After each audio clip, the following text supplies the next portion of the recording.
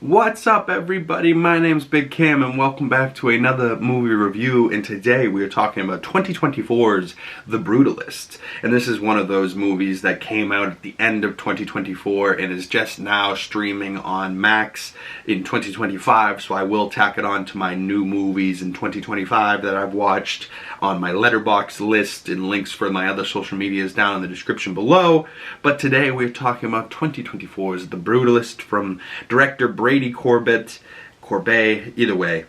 This movie was incredibly well done, and he also is the director of the Crowded Room with Tom Holland, which I did want to see that, but I heard some crazy stuff about. But this director's done 8 other films, including this one, and he should have been nominated for Best Director for the Oscars in 2025, and I don't know if he won for Best Director, but I know that Adrien Brody won for Best Actor. And playing Laszlo Toth, he was, incredibly convincing, but was he, entertaining?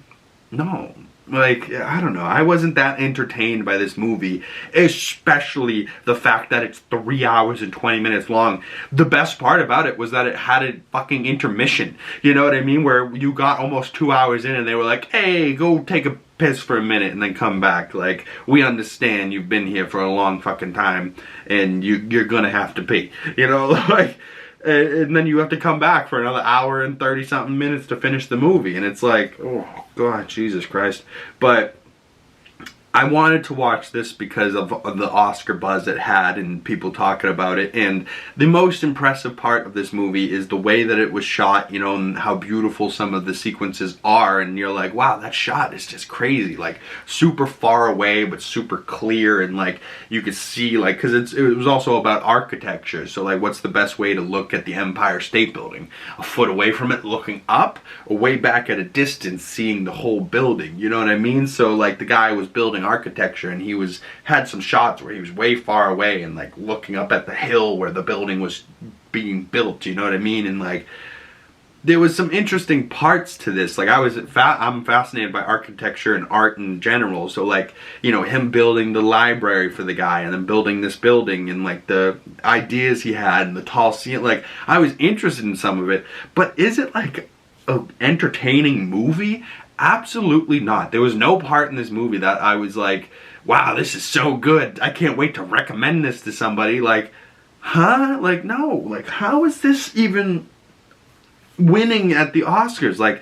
Adrien Brody, sure, is a great actor. He's been a great actor. He's already won.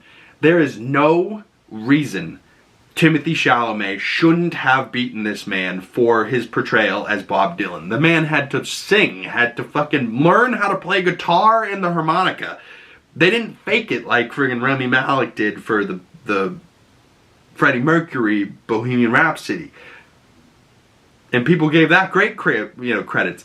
He didn't actually do it, which pisses me off, where everybody, even Edward Norton, and everyone else that was in that Complete Unknown Bob Dylan biopic, that was well done. That was entertaining. That was shot beautifully. And each member of that cast was super, super good. Now, granted, the cast in The Brutalist, there was some really good people in this cast.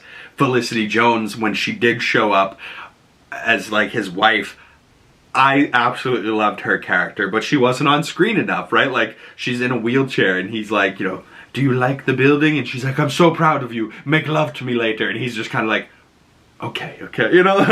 But Guy Pearce is in this movie, and he did a pretty great job. Joe Alwyn as Harry, his son, I believe. And, there was some good people in this movie, but the main people you see is Adrien Brody, Guy Pearce, and, other than that, this movie didn't have a whole lot to offer for it, right? You're watching it for almost 4 fucking hours.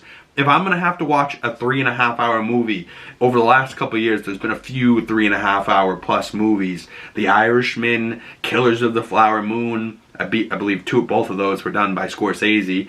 But come on, 3-hour plus movie, you're going to make me sit through, have something going on. Something, gangsters, where the other one was talking about, the Seminolan tribes and how the whites were taking over and shit, and killing off them randomly, and it was just making it look like they were doing it themselves, but there was clearly foul play about it, you know, like, and I haven't seen that movie in a year, and I already remember more about it than this movie, and I watched it yesterday, you know, like, God, I don't know, like, because I want to say good things about this movie, but I'm so emotionally and physically hurt that I had to sit through in 2025, a 3-hour and 20-minute movie that just, like, did not need to be this long.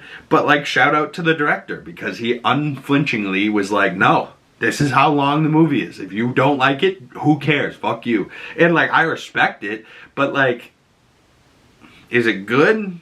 Not in my mind, you know, like, I did not enjoy this, you know. I watched 3 movies over the last weekend, The Last Showgirl on Hulu, The Brutalist on Max, which is now streaming, and then a new one that just came out on Max, or HBO Max, it might be by the time you're watching this, The Mountainhead, or just Mountainhead on Max. Out of the 3 movies, they were the least serious of the 3, and I liked it the most, you know. It was the most entertaining, it was the most, like, interesting to me.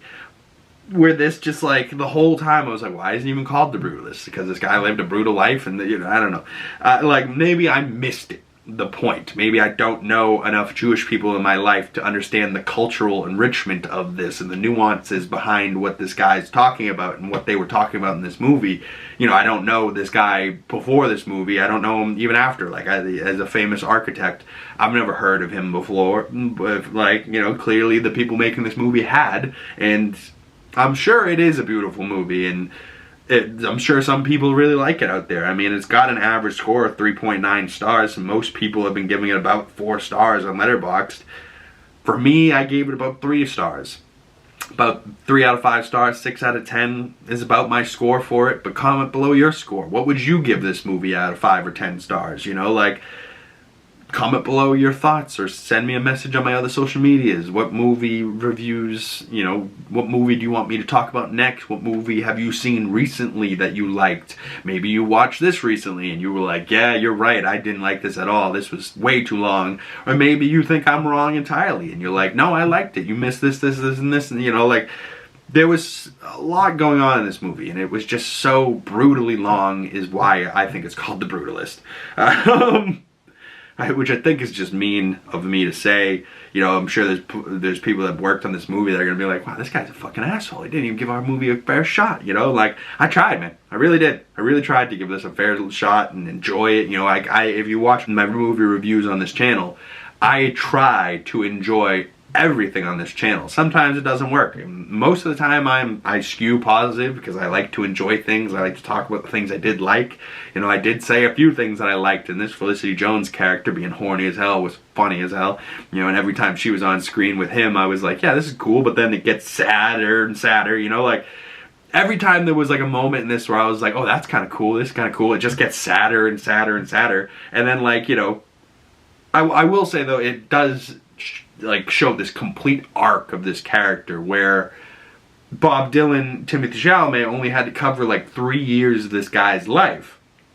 This guy we saw as a real young man, and then we saw him as a middle-aged man, and then like in his 50s and 60s, and then like we see him in like a wheelchair, deathly ill, and he could have been in his 70s or 80s at that point, you know, and Adrien Brody's got all this makeup and white hair, and he's like sitting there looking so frail in the chair, and it's like, alright, I give him that, you know, like he had this full arc of this character where we see the years of his life type of thing.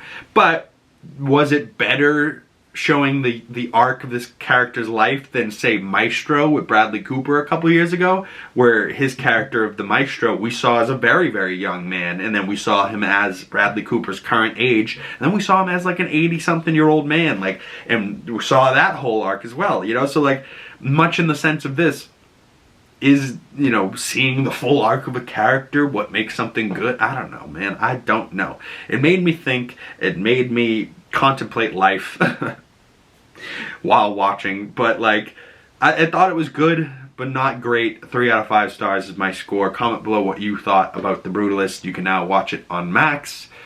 Thank you guys so much for coming on by and hearing my thoughts about The Brutalist. If you'd like to comment below your thoughts or other movie recommendations, I would highly appreciate those. Drop those down in the comment section below. As I said before, my other social media links are down in the description below. You can check me out on Letterboxd, Twitter, Blue Sky, X, Threads, all over the place. Big Cam, 2Gs and the Biggs. You can find me. Just look for this ugly face and you shouldn't have too much of a struggle.